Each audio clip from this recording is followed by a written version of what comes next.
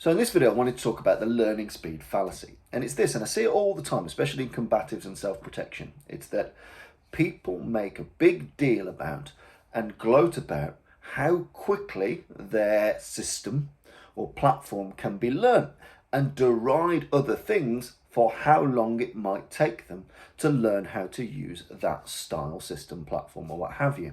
So I'll use the term Krav Maga for a laugh because it's an easy, understandable one. So someone will say, well, in our Krav Maga system, we've got X amount of techniques and it only takes 7 sessions to be competent.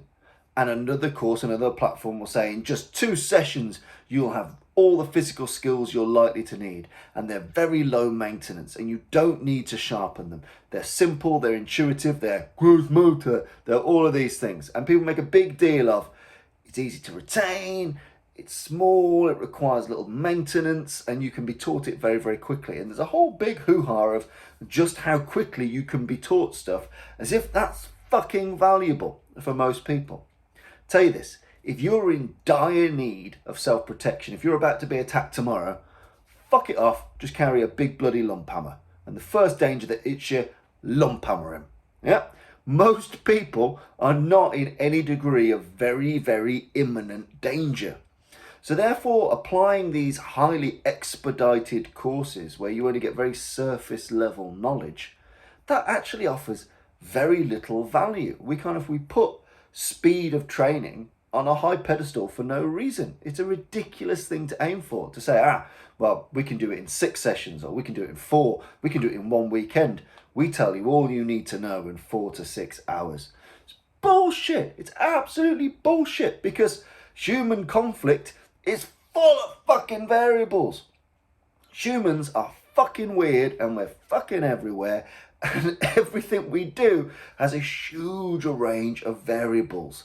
So you think about environments, you could be training kind of cramped urban environments, indoors, outdoors, in vehicles, on public transport, by yourself, with someone you love, by yourself against 1 person, by yourself against 5 fucking people, by yourself against 5 angry gibbons armed with straight razors. Like, the variables are immense and everywhere. And so to be competent in a wide array of variables, even the most realistic ones, it's gonna take time to accrue those skills. Because, say, 1-on-1, grappling skills might work. 2-on-1, grappling skills will still work, but they're a different type of skill. You might need different ways to manipulate the human body. Same with striking, same with weapons awareness. There are so many variables in human conflict, be it verbal, be it pre-fight indicators, be it actually fighting, after fight. There are so many bloody things going on. It's such a complex field of study.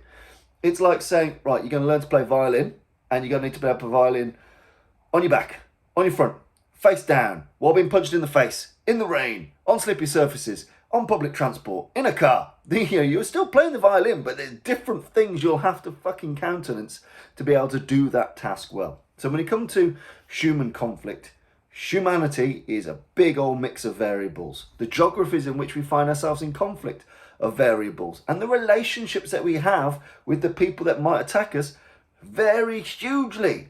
People tend to just go to 2 extremes. They go drunk uncle or murderous sociopath. And there's a whole fucking gamut between those 2 things that are increasingly more likely. So it's just a huge part of variables. So when we say you can learn this very quickly and it's got immediate utility, I really find that suspect, because the variables of human conflict are so immense.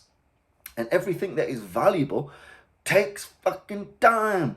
It takes time. In all the arts that we respect, there is time taken to be accomplished. If we think about things like Brazilian Jiu-Jitsu, it takes a very long time to be a Brazilian Jiu-Jitsu black belt. If you join a boxing gym, I've been boxing since I was 5. I'm still learning huge amounts about boxing. I will never know everything there is to know about boxing, and that's limited skill sets, limited tools for a limited scenario. But it has value. The more time you put into it, the better that value is. So to make a virtue out of expediency, I can teach you to jab okay in half an hour, but it's not going to turn you into Floyd Mayweather. It's not going to be an Olympic medal winning jab. It's not going to be a WBA heavyweight championship of the world winning jab. It's going to be an okay jab. Why would I want my achievement level to be an okay jab? We also build ourselves fake audiences for this. We say, well, the people I'm training, they really need this self-protection and they don't have the time to learn those skills. So we're going to give them an expedited skill set because they don't have the time to put in. I'm sorry, love. If you haven't got the time to put in, don't come fucking crying when that skill set has failed you. You know, you as a rational human being have to put your priorities in order. And some people think being physically prepared and mentally prepared and emotionally prepared for violence is very important. Some people think it's not important at all. Those are probably the sane, normal and correct people. But if you do think it's important, you have to attribute the hours and the graft and the grind to match that level of importance. Otherwise, you will always fall short. So for me, if you want to be good at something, you have to invest time. We can't make a virtue of learning. No one says, I'm a brilliant world-leading piano teacher. I'm going to teach you piano in 3 sessions because I'm that amazing. Bollocks. It takes years and years and years to be good at piano. Years and years and years. You can be a normal car driver, to be a rally car driver. Years and years and years. You can be a shitty kind of at home playing 3 chords musician, or you can actually be someone that gets on stage years and years and years. If something has utility, if you think it's important, often you will have to put in the hours, the grind, the graft. You have to earn it. And I think that showcasing or promoting how fast you can learn something is not really a great indicator of value. And really we have to look at, are we looking for depth or breadth? Both are important, but speed isn't important. So you can get really good at sports-based striking, or you can get really, really good at psychological, behavioral analysis, soft skills, self-defense stuff, and you get really good at any number of things. Or you can be quite good at a lot of things. I can have pretty good striking, pretty good grappling, pretty good weapon awareness, pretty good soft skills. That's a decision. That's a decision of how much you can allocate. If we've all got £1 to spend, we all have to divvy that pound into the appropriate number of pence that we think is important, likely, and matches our whims. But none of those things really are predicated on speed of learning that knowledge. You know, if you want depth, you have to put the hours in. If you're going to say, pick on boxing, if you're going to box and you want depth in boxing, you have to put a shit ton of time in boxing. If you want breadth and you want your boxing, wrestling, weapon awareness and whatever, you still have to put subsequent time in there, time and graft. None of these things can be shortcut. You can't shortcut soft skills. You cannot shortcut hard skills. You cannot shortcut conditioning. You cannot shortcut all of these things. They all take time to take really good, adequate effect.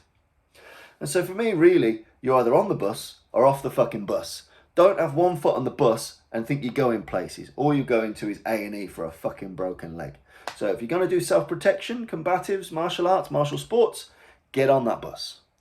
If you think that I'm going to do this in 2 or 3 hours or one weekend course, you're going to be sadly unstuck. And you see so many, it's less prevalent now, but you see so many old school, absolute wank job guides say, just after having one weekend session with me, American Combatives Ninja Wolf Team, someone was able to defend themselves against an attacker in a parking lot.